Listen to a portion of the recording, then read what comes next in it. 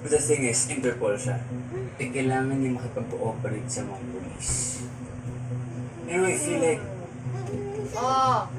personal thing going on sa paghahanap ng Felisa. Hindi naman ako magiging parang daga na nagtatago sa hindi tayo dun sa kumuha sa video. I want my revenge. Mangyayari yun. Kasi... Hahanapin natin siya at pagbabayaran. Hindi naman talaga ang gagawin ko. At even take a video habang pinapatay ko siya. Call it poetic justice. Kasi... Dapat pinabalik mo na.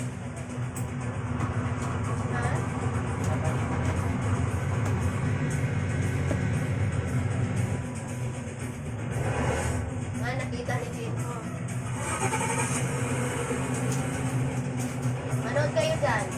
Sa video, huwag mo Eh, bakit ganun talaga kapag nasa law enforcement? At dito, Ano ba nangyari kay tatay? Personal naman yun ah. Atang yung. Eh, basta, sigurado ako na kapag nahuli na ni Gino si Felisa, kaya alam niya rin kung nasan yung mga kasama nun. Tapos mahuli na lang ang nasa sinitan. Natayin ko talaga Sa'yo na yung buhay. pera dyan mo kasama para may pamili kang tinapay.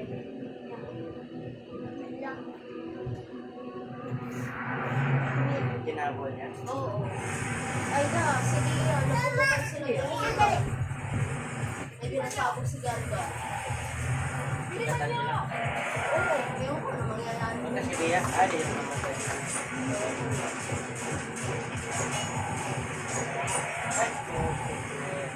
Bakit?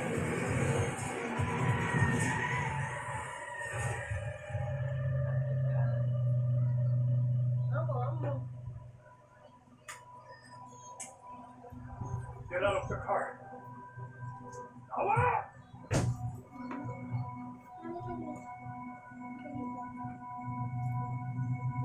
Bakit nilagay ko na ito?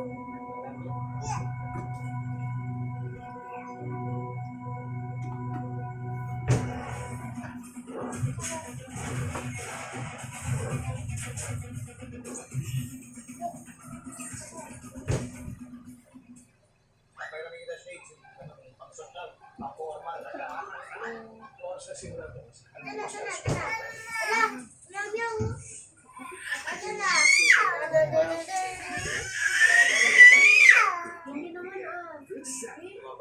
The one that she really moved heaven and earth to destroy the combination was quiet.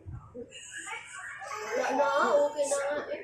9:30 p.m. as we enter the 6th. Guys, napakalakas ng rises. Ayan naman, ikaw lang natuto. Akin na nga. Ibigay mo ng kapatid mo.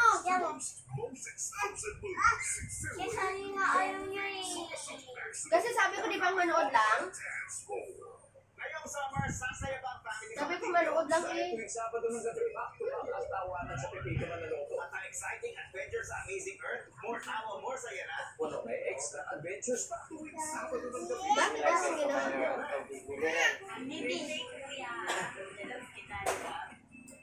Eh, bumili ka ng isa. Akin na lang i-upload na natin ito.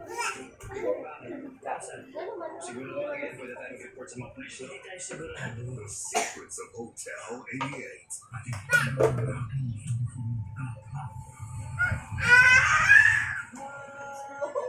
Iba sa sarap.